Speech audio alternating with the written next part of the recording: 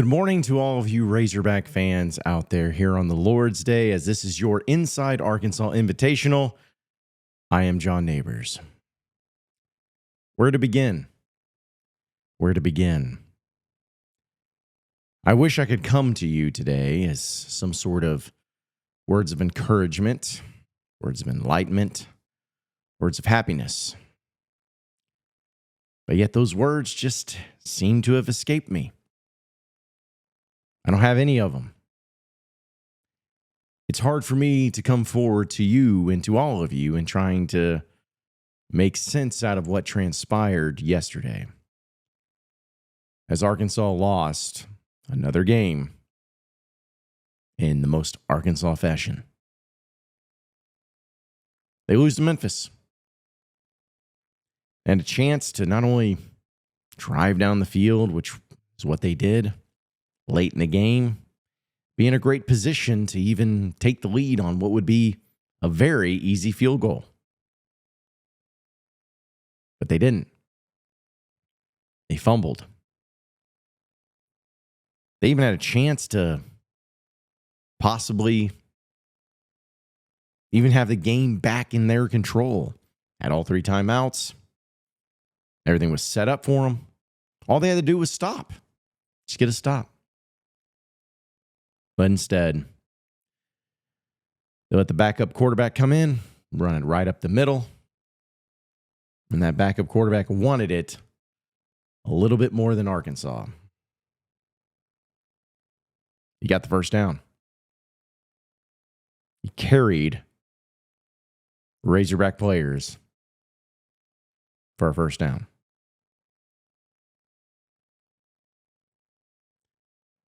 It was extremely disappointing to see for many reasons. Disappointing to see that was the type of effort that was given following a close loss to Ole Miss the week before.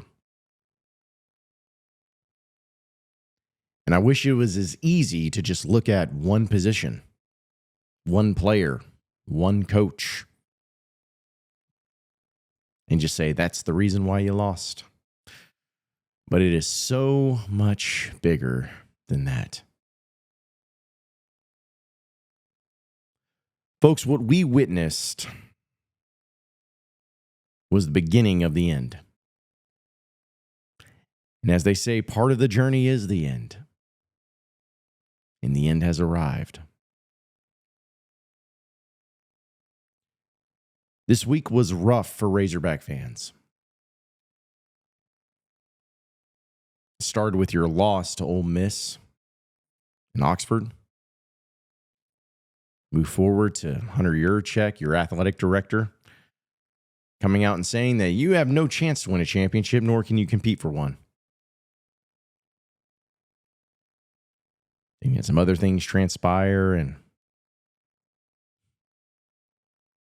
you had this loss.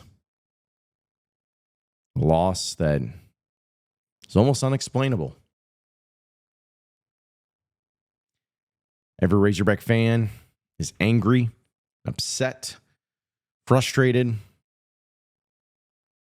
and I don't blame you. You have been sold a huge bag of false goods. You've been sold on something that just doesn't exist. You've been sold on a hope that was just never meant to be.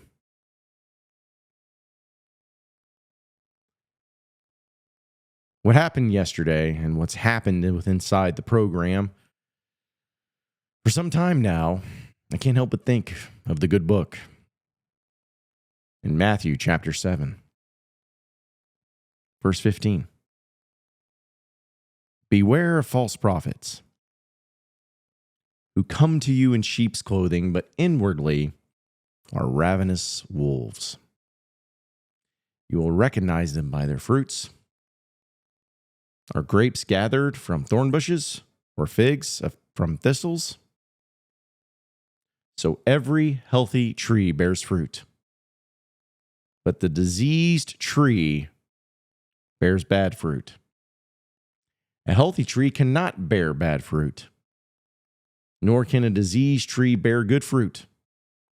Every tree that does not bear good fruit is cut down and thrown into the fire. Thus you will recognize them by their fruits. Now, some of you may hear that and you may not have any idea what it says or what it means or what I'm even referring to.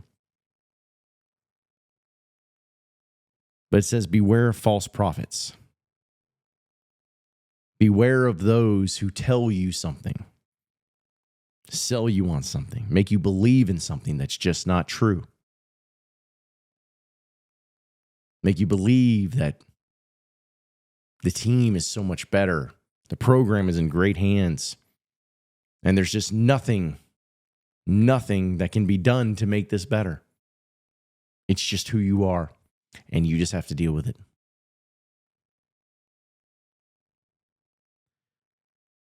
There's a lot of things that can be taken from this, but I don't see this as simply a Sam Pittman issue. It's bigger than that.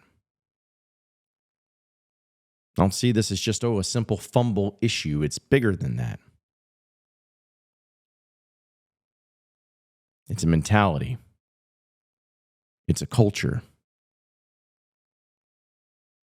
It's not the fruits that are bared, it is the entire tree. It's not a good tree.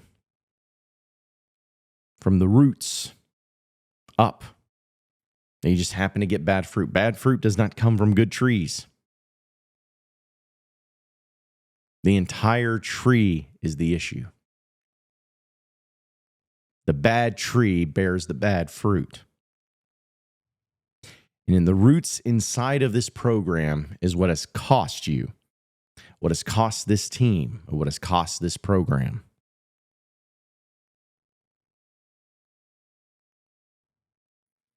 You all, me, all of us, were tried to be convinced on that everything's okay.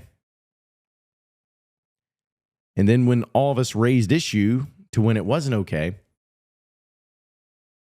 we were the ones that were crazy. We were the ones that were just too much. We were the ones that were too much to deal with.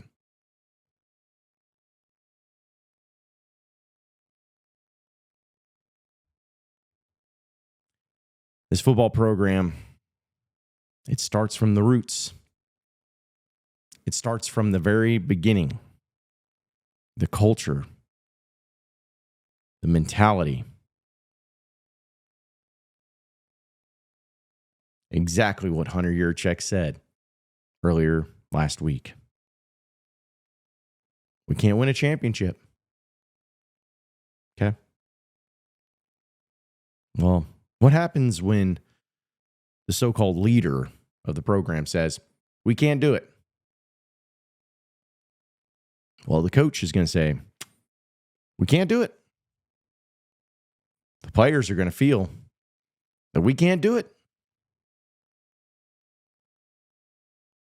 The fans are going to feel, hey, we can't do it.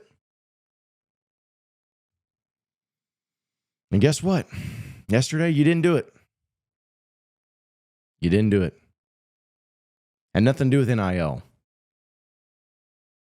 Had nothing to do with finances. Had nothing to do with talent.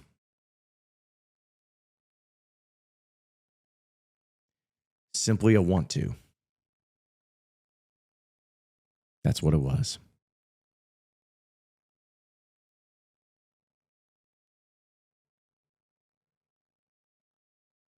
I don't know what's going to fix this. I don't know what's going to just make this magically get better.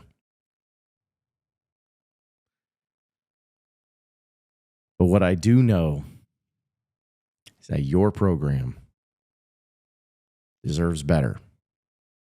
You fans deserve better. The University of Arkansas and the athletic department, but specifically the football program, it's not a bad tree.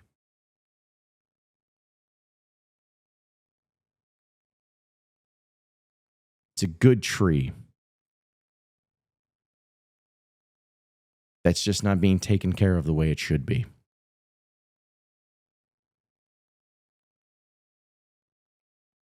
There's greatness within it.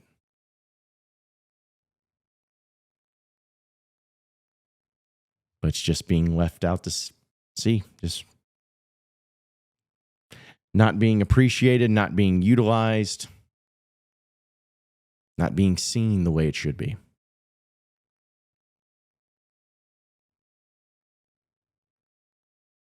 I really hope it changes. I really, really hope that it changes quickly. Beware of those false prophets out there, folks. Beware of those that tell you one thing but mean another. Beware of those trees that bear that fruit. Because you deserve better. Because you know that there's better. Perhaps some of you are trying to figure out your way in life. Figure out the ways of the Razorback fandom. Trying to figure out ways to try to overcome this horrible, torturous life that is being a Razorback fan. Or perhaps there are some of you that said, you know what, I'd like to be a Razorback fan for whatever reason that may be. But no matter what your reason is, we can help you out. We can help you. We can pray with you. We can pray for you. And we can make that life just a little bit better as you come forward right now and stand and call the Hawks.